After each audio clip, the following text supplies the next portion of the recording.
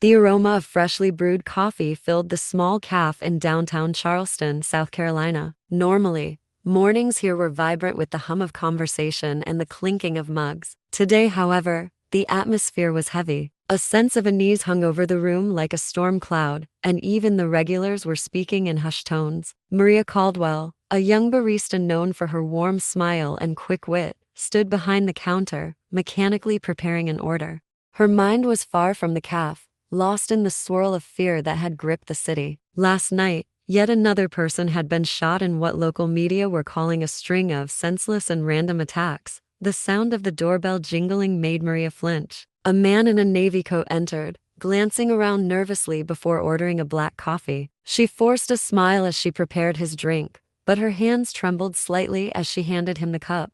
Across the city, in a cramped one-bedroom apartment, Kyle Brennan was glued to his laptop. The freelance journalist had spent the past 3 weeks chasing leads on the shootings that had paralyzed Charleston. His editor called the story a career maker, but for Kyle, it was deeply personal. His best friend, Deshawn, had been one of the victims. Shot in broad daylight while waiting for a bus, Deshawn had survived, but the attack left him scarred physically and emotionally. Kyle had promised himself he would uncover the truth behind the violence, no matter how dangerous the path became. Maria leaned on the counter as the cafe emptied out, staring at the street outside. Her coworker Lisa flipped through a newspaper behind her, sighing audibly at the headlines. "Another one last night. An older man this time," Lisa muttered. She tossed the paper onto the counter, the bold letters screaming, "Gun violence strikes again, Charleston reels in fear." Maria picked up the paper, scanning the article. A cold shiver ran through her as she read the victim's name, Henry Jefferson, a retired teacher and community activist, well loved in Charleston's predominantly black neighborhood of Liberty Hill. He had been gunned down outside a community center, a senseless act that sent shockwaves through an already frightened city. "You know," Lisa said cautiously, "this isn't random. They keep saying it is." But Maria looked up sharply. "But what?" Lisa hesitated, lowering her voice. "But all the victims so far, they've all been black." "You think that's a coincidence?" Maria swallowed hard. She hadn't allowed herself to think about that, though the pattern was impossible to ignore. Liberty Hill had been hit the hardest. At first, the news dismissed the shootings as gang violence, but the randomness of the attacks didn't fit. The whispers were growing louder. This wasn't just random. Meanwhile, across town, Kyle leaned back in his chair, rubbing his temples. His apartment was a mess of papers, printouts, and coffee cups. A map of Charleston pinned to the wall had red circles marking each of the shooting locations. He stared at it, frustration bubbling under his skin. "You're not looking at it right," Deshawn said, his voice low but firm. Kyle turned to his friend, who sat on the couch, his left arm in a sling from the shooting weeks earlier. Deshawn had lost weight, his usual sharp energy dulled by exhaustion. "What do you mean?" Kyle asked. Deshawn pointed to the map. "Look at where the circles are. Liberty Hill, the east side, all black neighborhoods, Kyle. This ain't about crime or gangs or random violence. Somebody hunting us." Kyle clenched his fists. He had suspected as much, but hearing it out loud made it real. "If that's true, why isn't the media talking about it?" Deshawn scoffed bitterly.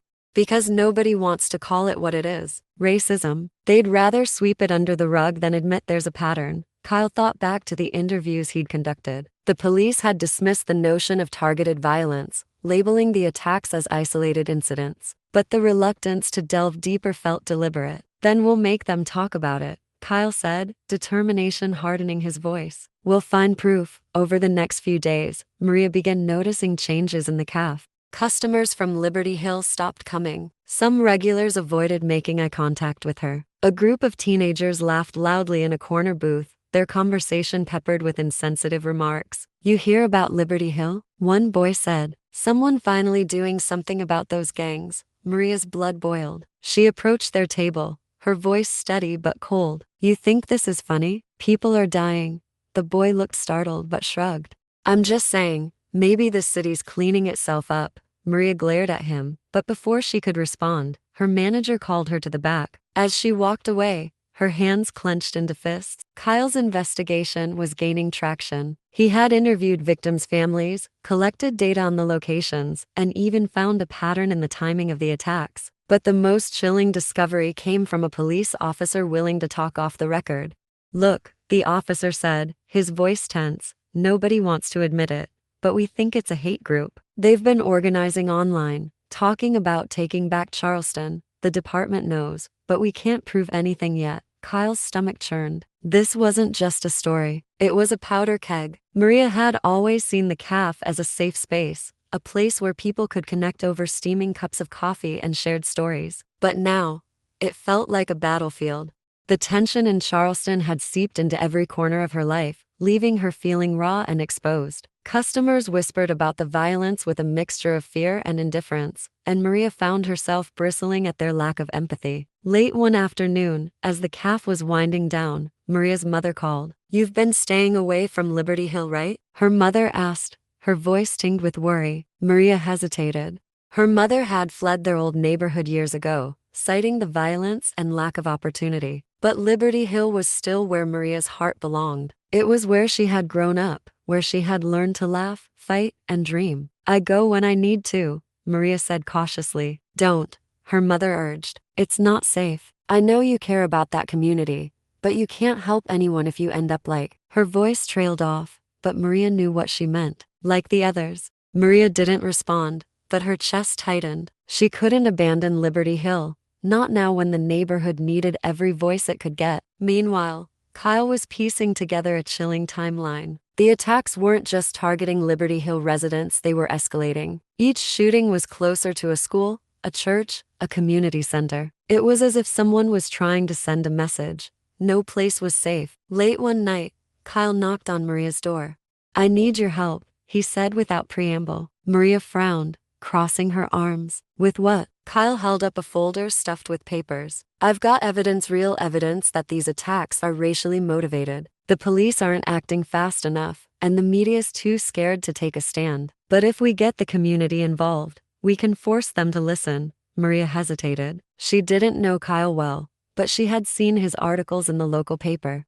He wasn't afraid to tackle hard truths, and his reputation for fairness gave her a sliver of hope. "What do you need from me?" she asked finally. "Help me organize a town hall," Kyle said. "We need survivors, families, anyone who's willing to speak out. If we make enough noise, we can't be ignored." The idea both terrified and inspired Maria. Standing up meant risking her safety, but staying silent felt like an even greater betrayal. Over the next week, Maria and Kyle worked tirelessly, reaching out to community leaders, pastors, and activists. Flyers went up around Liberty Hill, and social media buzzed with the hashtag Justice for Charleston. But not everyone was supportive. "You're poking the bear," Deshawn warned Kyle one evening. "Whoever's behind this, they won't like being exposed." Kyle nodded grimly. "I know, but we can't back down now." The day of the town hall arrived, and the Liberty Hill Community Center was packed. Maria stood near the podium, her heart pounding as she scanned the crowd. Survivors shared their stories, their voices trembling but strong. Parents wept as they recounted losing children, and pastors called for unity in the face of hatred. Kyle presented his findings, laying out the pattern of attacks and the evidence pointing to an organized hate group. The crowd murmured in anger and agreement, their collective frustration building into determination. But as the meeting ended, Maria spotted a man in the back of the room who didn't belong. He wasn't from Liberty Hill, and his presence felt wrong. He caught her staring and quickly slipped out the door. "Who was that?" she asked Kyle as they cleaned up. Kyle frowned. "I don't know, but we'd better be careful." Later that night, Maria's phone buzzed with a text. "Stay out of this if you know what's good for you." She stared at the screen, her blood running cold. The text weighed heavily on Maria's mind, but she didn't share it with Kyle right away. As much as she wanted to believe their work would make a difference, fear began to creep in. What if standing up cost her more than she was willing to lose? She tried to push the thought aside, diving into the cafe's routine the next morning. Yet, her hands trembled as she poured a cappuccino and her eyes darted nervously toward the windows, scanning the street for anything unusual. Kyle, on the other hand, was doubling down. He'd spent the night combing through forums and chat rooms linked to far-right groups. What he found left him chilled. Posts filled with veiled threats and coded language seemed to hint at more violence, targeting not just Liberty Hill but anyone helping to expose the truth. He couldn't keep it to himself. "Maria," he said that evening, showing up at her apartment unannounced. He looked disheveled, his eyes bloodshot. "We need to talk." She let him in, crossing her arms as he paced her small living room. "What's going on?" Kyle handed her his laptop. On the screen was a forum thread titled "Cleansing Charleston" with a chilling series of posts underneath. "They're getting too loud. Time to shut them up for good. Watch Liberty Hill tomorrow night. We'll send a message they can't ignore." Maria's breath caught. "They're planning something." Kyle nodded. "We have to warn people. The police won't act fast enough, but we can at least alert the community." Maria hesitated, her mind flashing back to the text she'd received. "Kyle, what if we make it worse? What if we're putting more people in danger?" He sighed, running a hand through his hair. "Maria, if we don't say anything, more people will die. We can't let fear paralyze us." Maria clenched her fists. She knew he was right, but the weight of the decision pressed down on her. That night, they called local activists and community leaders, spreading the word about the potential threat. Maria even managed to get through to a sympathetic city council member who promised to demand police protection for Liberty Hill. The next evening, Liberty Hill braced itself. Families stayed indoors, church leaders patrolled the streets, and Kyle, Maria, and a few volunteers stood vigil at the community center, ready to document any suspicious activity. Hours passed in tense silence. Just as Maria began to think the threat might have been a bluff, headlights appeared down the street. A black truck rolled slowly past the center, its windows tinted. "That's them," Kyle whispered, pulling out his phone to record. Maria's stomach churned as the truck stopped. The passenger side window rolled down, and a man leaned out, shouting something they couldn't hear. Then came the crack of a gunshot. Screams erupted as people scattered, ducking behind parked cars and buildings. Maria's heart pounded as she crouched low, dragging Kyle down with her. "Did they hit anyone?" she whispered. Kyle shook his head, his face pale. "I don't think so. They were just trying to scare us." The truck sped off, its tires screeching into the night. The next morning, Kyle's video was everywhere on social media, local news channels, and even national outlets. The footage showed the truck, the man's face briefly illuminated by streetlights, and the unmistakable sound of gunfire. For once, the city couldn't ignore what was happening. Protests erupted, with residents of Liberty Hill and their allies marching downtown, demanding justice and action. Maria joined them, holding a sign that read, "Our lives matter too." The crowd's chants echoed through the streets, their voices a collective roar of defiance. But the backlash was swift. Online, Maria received hateful messages calling her a troublemaker, a liar, and worse. Kyle's name was smeared in certain circles as a radical agitator. The cafe's owner pulled Maria aside one morning, warning her to keep her activism out of the workplace. "We serve everyone here," he said pointedly, "and I don't want to alienate customers." Maria felt her cheeks burn, but she bit back her retort. She needed the job at least for now. Despite the challenges, the momentum was undeniable. The protests forced the city council to hold an emergency meeting where police leadership was grilled about their failure to protect Liberty Hill. Under public pressure, they announced a task force to investigate the shootings and promised increased patrols in vulnerable areas. Kyle, however, wasn't convinced. "They're just trying to save face," he told Maria. "We need to keep the pressure on." Maria agreed, but she also saw glimmers of hope. For the first time, Liberty Hill felt united in a way it hadn't in years. Neighbors who rarely spoke were working together, organizing safety patrols and community events. And amid the fear and tension, Maria found strength in her growing bond with Kyle. Late nights spent strategizing turned into conversations about their lives, their dreams, and their determination to make Charleston a better place. Days turned into weeks, and though the city had taken notice, the shootings hadn't stopped. Instead, they escalated. A young teacher walking home from work, a store clerk closing up late at night. Each victim's face became a haunting addition to a growing mural of pain in Liberty Hill, painted on the side of the community center. Maria stared at the mural one afternoon, tracing the names of the fallen with her eyes. She felt helpless. Despite the marches, the speeches, and the increased police presence, the violence persisted. "This isn't working," she muttered, her voice thick with frustration. Kyle, standing beside her, looked equally defeated. "We're missing something," he said. "There's a bigger connection we haven't uncovered yet. It's like we're fighting a shadow."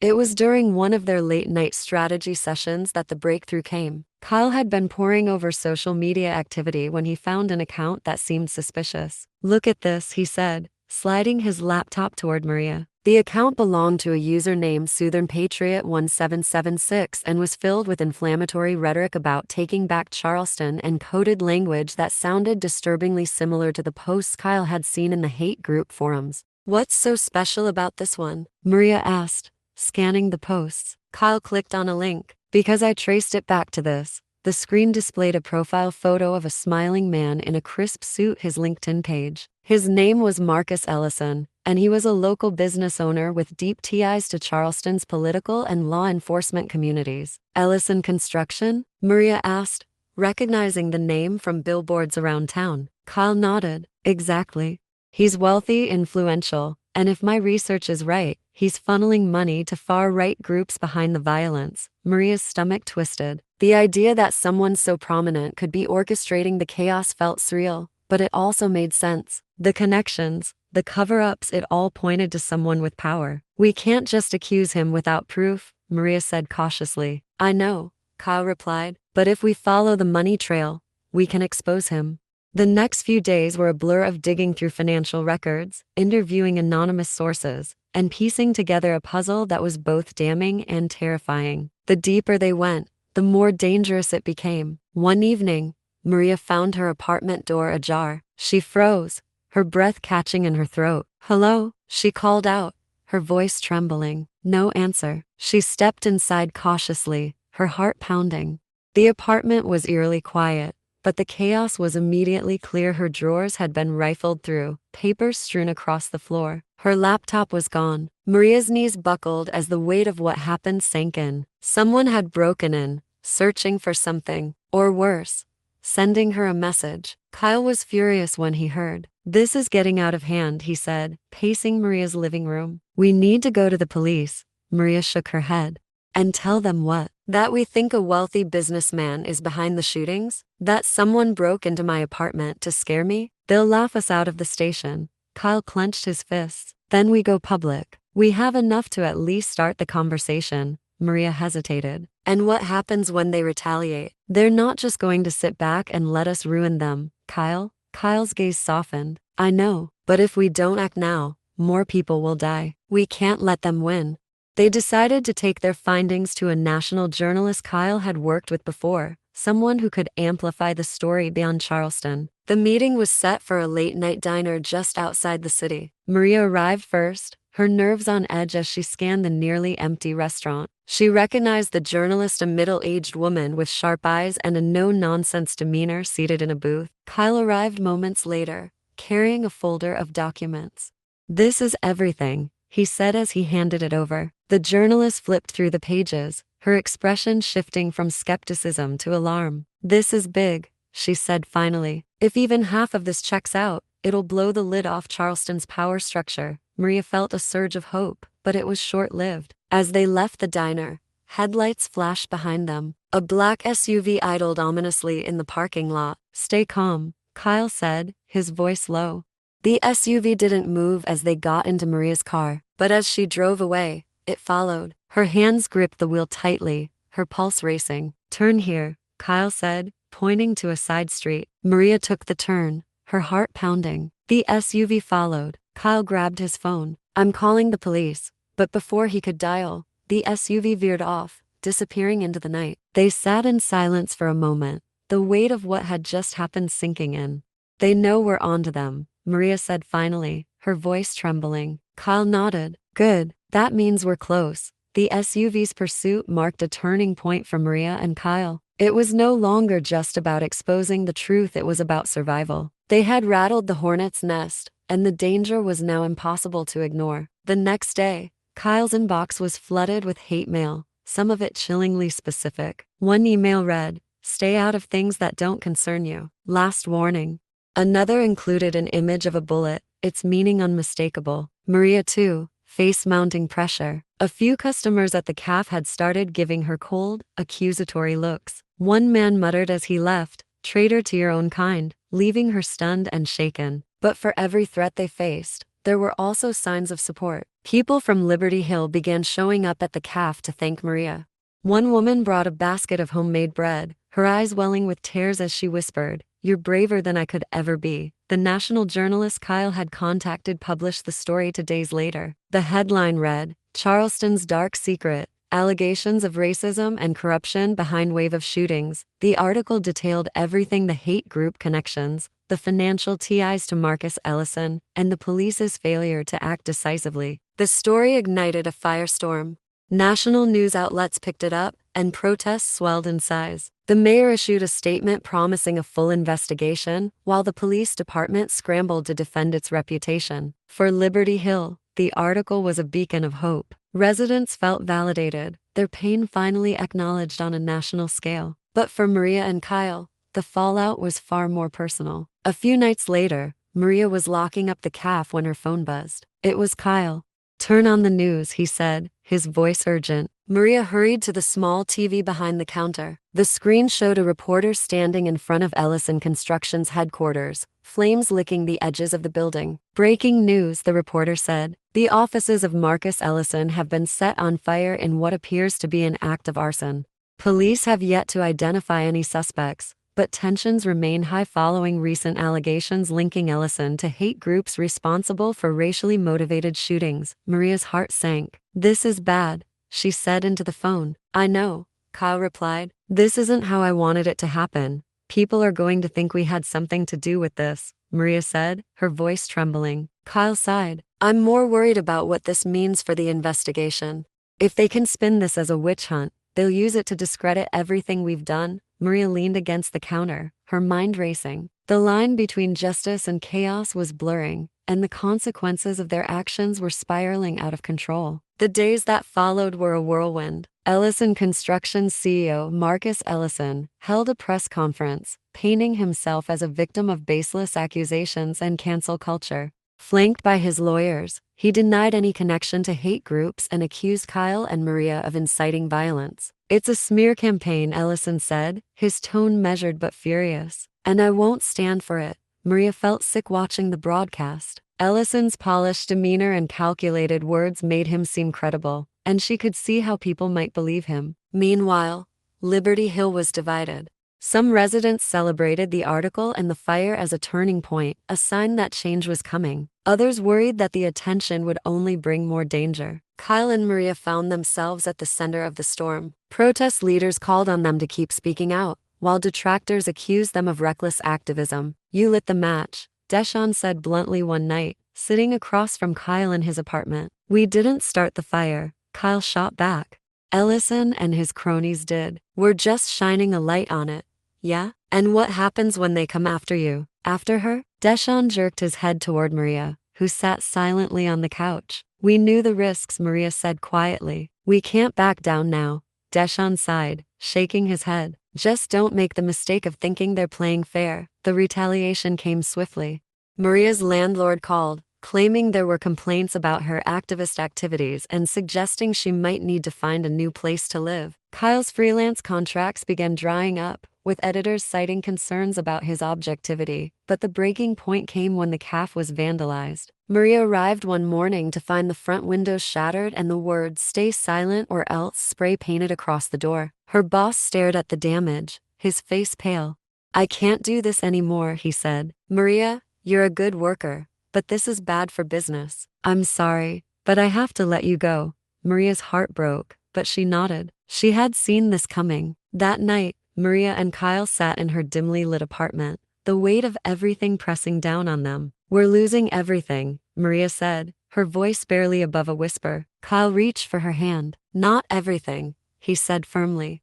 "They can take our jobs, our homes, but they can't take the truth. And the truth is, we've already won. People are listening. They're fighting back." Maria looked at him, her eyes searching his face. In the midst of the chaos, his unwavering resolve gave her a glimmer of hope. Maria and Kyle refused to let the setbacks break them. The firestorm they had unleashed wasn't just about exposing Marcus Ellison or the hate group, it was about forcing Charleston to confront its deep-rooted issues. Though they had lost their jobs and faced constant threats, the movement they helped ignite was growing stronger by the day. One evening, Maria sat at her kitchen table, surrounded by community leaders and activists. They were strategizing for the next protest, and Maria was struck by the energy in the room. These were people from all walks of life: teachers, pastors, students, even a few police officers, all united by a common cause. "Ellison thinks he can spin this, but we won't let him," said Malik, a longtime activist from Liberty Hill. "The next march needs to be bigger. We're talking thousands, not hundreds. But we need more than numbers," Maria said. "We need a clear demand, something actionable. Accountability," said Pastor Joseph, a towering man with a commanding presence. "We demand a federal investigation into Ellison's TIs and the shootings. The city can't sweep this under the rug anymore." The room buzzed with agreement. Meanwhile, Kyle was busy gathering more evidence. He had teamed up with a group of investigative journalists who were just as determined to uncover the full extent of the hate group's operations. They dug into Ellison's financial records, uncovered donations to extremist organizations, and even found emails hinting at collusion with certain members of local law enforcement. One night, as Kyle worked late in his cluttered apartment, his phone buzzed. It was Deshawn. "You watching the news?" Deshawn asked. Kyle quickly turned on his TV. A breaking news banner scrolled across the screen. "Federal task force launched to investigate Charleston shootings." Kyle's chest tightened with a mix of relief and apprehension. "We did it," Deshawn said, his voice quiet but firm. "Not yet," Kyle replied. "This is just the beginning." The next march was the largest Charleston had ever seen. People from across the city and even neighboring states poured into Liberty Hill, holding signs that read "End the Hate" and "Justice for Charleston." Maria stood near the front, her heart swelling as she saw the sheer number of people who had shown up to support their cause. Kyle joined her, holding a camera to document the moment. "This is what they were afraid of," he said, gesturing to the crowd. People coming together. The march was peaceful, but the message was unyielding. Speeches were made, stories were shared, and a petition demanding a federal investigation into Ellison and the police department was delivered to City Hall. The pressure worked. Weeks later, Marcus Ellison was arrested on charges of conspiracy and funding domestic terrorism. The evidence Kyle and his team had gathered was instrumental in building the case, and the federal investigation uncovered more than anyone had anticipated. Not only was Ellison tied to the hate group responsible for the shootings, but several police officers were implicated in covering up key evidence. The fallout was swift and brutal. Ellison's empire crumbled, and the city's leadership faced an unprecedented reckoning. For Maria, the victory was bittersweet. She had lost so much in the process: her job, her sense of security, but she had also gained something invaluable, a community that refused to back down. Months later, Maria reopened the cafe in Liberty Hill with the help of donations from supporters. She renamed it Unity Grounds, a place where everyone was welcome, and the walls were adorned with photos of the protests and murals honoring the victims. Kyle published a book chronicling the movement, dedicating it to the people of Liberty Hill and to Maria, whose courage had inspired him to keep fighting. As they stood together at the cafe's reopening, watching customers stream in, Maria turned to Kyle. "We did it," she said softly. Kyle smiled. "No, they did it," he replied, gesturing to the people around them. Maria looked out at the bustling cafe, the laughter and warmth that had returned to her life. For the first time in months, she felt at peace. Though Ellison's arrest and the federal investigation were victories, the road ahead was far from smooth. Charleston remained divided. While Liberty Hill and its allies celebrated, others in the city saw Ellison's fall as an attack on tradition, a disruption of the status quo. Anger simmered in certain circles, and threats of retaliation loomed. Maria's cafe, Unity Grounds, became a symbol of hope and defiance, but it also attracted attention from those who still clung to hate. One afternoon, as she was closing up, she found a threatening note taped to the door. "This isn't over. Watch your back." Maria's hands trembled as she held the paper. The weight of everything: the protests, the attacks, the constant fear threatened to overwhelm her. When Kyle arrived later to check in, she handed him the note without a word. He read it, his jaw tightening. "They're desperate," he said finally. "Ellison's gone, but the people who supported him are still out there." "I'm so tired, Kyle," Maria admitted, her voice cracking. "I just want to live my life without looking over my shoulder." Kyle took her hand. "I know, but this fight isn't just about us anymore. It's about making sure no one else has to live in fear like this." Maria nodded, though her exhaustion didn't fade. Across town, the remnants of Ellison's hate group were regrouping. Without their leader, they were fractured but dangerous, angry and eager to strike back. In online forums, they spoke of reclaiming control, of taking drastic action to silence the movement once and for all. The next protest, planned to celebrate the one-year anniversary of Liberty Hill's United March, became their target. As the day of the protest approached, Maria couldn't shake the feeling that something was wrong. Attendance was expected to be massive, and while police presence was promised to be higher than ever, recent events had left her wary of trusting the authorities. "We need our own security," Kyle said during a planning meeting. "Volunteers who can keep an eye on things, report anything suspicious," Pastor Joseph nodded. "We'll organize teams to monitor the crowd. If anyone tries to start trouble, we'll be ready." Maria's mind raced with contingency plans, her stomach knotting with worry. And what about the police? What if they're still working with people like Ellison? The room fell silent. It was an unspoken fear that no one wanted to voice. "We focus on protecting our own," Pastor Joseph said firmly. The day of the protest arrived, and Liberty Hill was alive with energy. Families, activists, and allies marched through the streets, holding signs and chanting slogans of unity and justice. Music filled the air, and Maria felt a flicker of pride as she walked among the crowd, seeing the diverse faces and hearing the hopeful voices. Kyle moved through the crowd with his camera, capturing every moment, but his eyes were also scanning for anything unusual.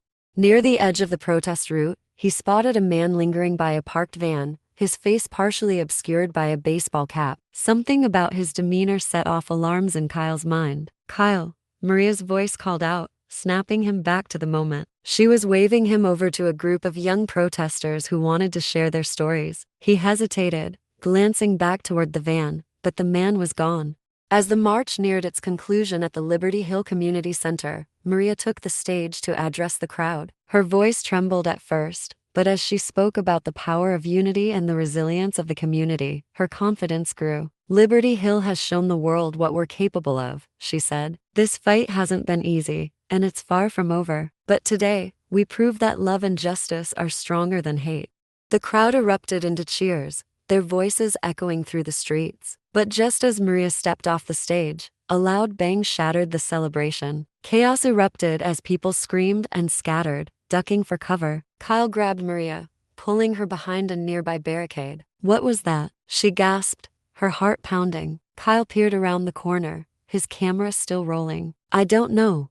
It sounded like a firework." But another bang followed, and this time, they saw smoke rising from the edge of the crowd. Maria's mind raced. "We need to get people out of here." The next few minutes were a blur of chaos and courage. Pastor Joseph and other leaders worked quickly to guide people to safety, while Kyle and a team of volunteers rushed toward the source of the disturbance. They found the van Kyle had noticed earlier, its back doors wide open. Inside were crude makeshift explosives, hastily rigged and poorly executed. One of the volunteers called the police, and soon sirens wailed in the distance. As the dust settled, it became clear that the attackers had failed to cause mass harm, but the attempt was enough to rattle the community. Maria stood in the center of the community square, her fists clenched. The crowd, though shaken, began to regroup, their chants of "We won't be silenced" growing louder and stronger. Kyle returned to her side, his camera hanging at his side. "They tried to break us," he said, "but look at them. They're still here." Maria wiped a tear from her cheek, her voice firm as she said, "Then we've already won." The failed attack at the protest galvanized Charleston like never before. What had been a city teetering on the edge of division now leaned toward unity.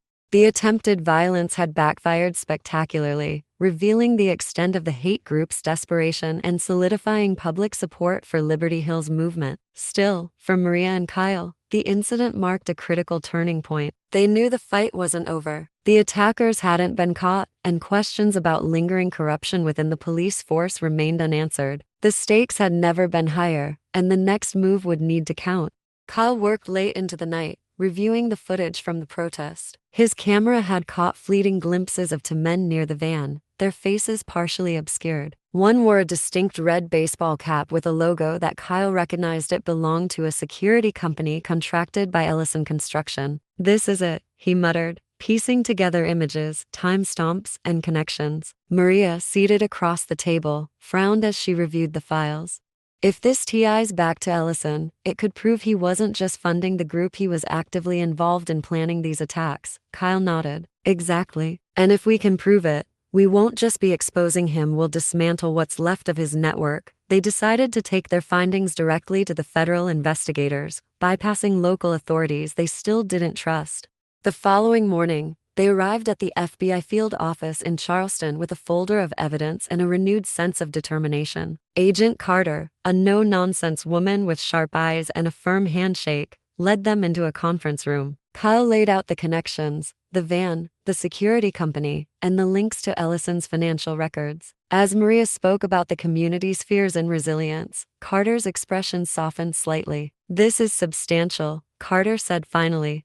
"If what you're saying checks out, we can use this to bring in more suspects. But you need to understand this will escalate things." Maria exchanged a glance with Kyle. They both knew the risks. "We're ready," Maria said firmly. The days that followed were a whirlwind of tension and anticipation. Federal agents began making quiet arrests, targeting key members of the hate group and interrogating them about their connections to Ellison. The media caught wind of the operation, and Charleston buzzed with rumors of a major breakthrough in the case. But with the progress came danger. One evening, as Maria closed up the cafe, she noticed a shadow moving across the street. Her heart raced as she quickly locked the door and turned to leave through the back. "Kyle," she whispered into her phone, dialing him with trembling fingers. "I'm here," he said.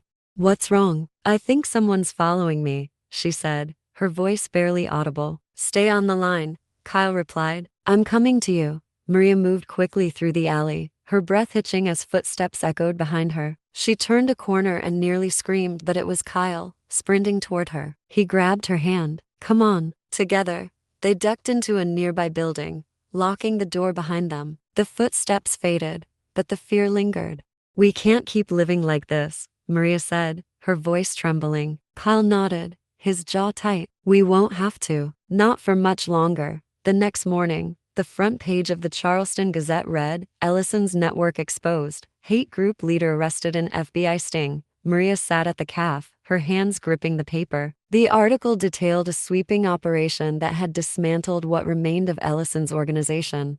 Arrests had been made across the state, and Ellison himself was now facing new charges of conspiracy to commit domestic terrorism. "It's over," Kyle said as he sat across from her, a weary but triumphant smile on his face. Maria exhaled deeply, the weight on her chest finally lifting. "It's over," she repeated, almost in disbelief. That evening, Liberty Hill held a candlelight vigil. Hundreds of people gathered to honor the victims of the shootings and celebrate the progress their community had made. Maria stood on the stage once again, this time with a heart full of hope. "We've proven that hate doesn't win," she said, her voice strong. "It's been a long and painful road, but together, we've shown what's possible when a community refuses to give up." The crowd erupted into applause, their faces glowing in the soft candlelight. Kyle joined her on stage, wrapping an arm around her shoulders. "This is what you built," he said quietly. Maria smiled, tears welling in her eyes. "No," she replied. "This is what we all built together." In the weeks following the arrests, Charleston began to heal. The hate group's dismantling sent shockwaves through the community, emboldening people who had lived in fear to speak out. The city's leadership, pressured by both federal investigators and public outcry, enacted sweeping reforms. Key police officers implicated in the cover-ups were dismissed, and an independent oversight committee was established to hold law enforcement accountable. For Liberty Hill, the changes were tangible. Neighborhood watch groups transformed into community-building organizations. Residents painted new murals, replacing the haunting faces of victims with vibrant depictions of hope, unity, and resilience. Maria's Cafe, Unity Grounds, became a hub of activism and connection. On any given day, it buzzed with conversations about new initiatives, fundraisers, and plans to rebuild the community. Kyle found his place among the movement, not just as a journalist but as a trusted ally. His book, A Scared City: How Charleston Found Its Voice, climbed bestseller lists, and he donated a significant portion of the proceeds to Liberty Hill's revitalization efforts. One afternoon, Maria and Kyle sat on the cafe's patio, watching children play in a nearby park. The air was warm, the laughter genuine, a stark contrast to the tension that had once gripped the city. "I can't believe how far we've come," Maria said, sipping her coffee. Kyle smiled, his gaze soft. "It's because of people like you. You didn't just talk about change, you made it happen." Maria shook her head. We all did. This community saved itself. As the sun dipped lower, casting golden hues over the city, a group of teenagers walked past, waving at Maria. See you at the meeting tonight? One called out. She waved back, her heart swelling with pride. Liberty Hill wasn't just surviving, it was thriving. The national spotlight eventually faded, but the lessons Charleston learned endured. Other cities looked to Liberty Hill as an example of grassroots activism and community resilience. And while the scars of the past would never fully disappear, they became a reminder of what could be overcome. For Maria and Kyle, the journey had been life-changing. Their bond deepened into something unspoken yet unbreakable, forged in the fires of their shared struggle. As they walked through the quiet streets of Liberty Hill that evening, Maria glanced at Kyle. Do you ever wonder if we'll have to fight like that again? Kyle thought for a moment, then shook his head. I hope not. But if we do, I know this community will be ready. Maria nodded, her steps lighter than they had been in months. We're stronger now, she said softly. Stronger together, Kyle replied. Years later, Liberty Hill would be remembered not just for its trials but for its triumphs. The stories of the people who stood up against hate were told in schools and community centers, ensuring that the lessons of the past would never be forgotten. And on the wall of Unity grounds, a plaque read, "In memory of those we lost and in honor of those who fought for justice. Hate may have cast a shadow, but love and unity brought the light." This story reminds us that change starts with courage, and courage grows through community. Share this story with someone who needs to hear it, and remember that even in the face of fear, the power of unity can bring light to the darkest of times.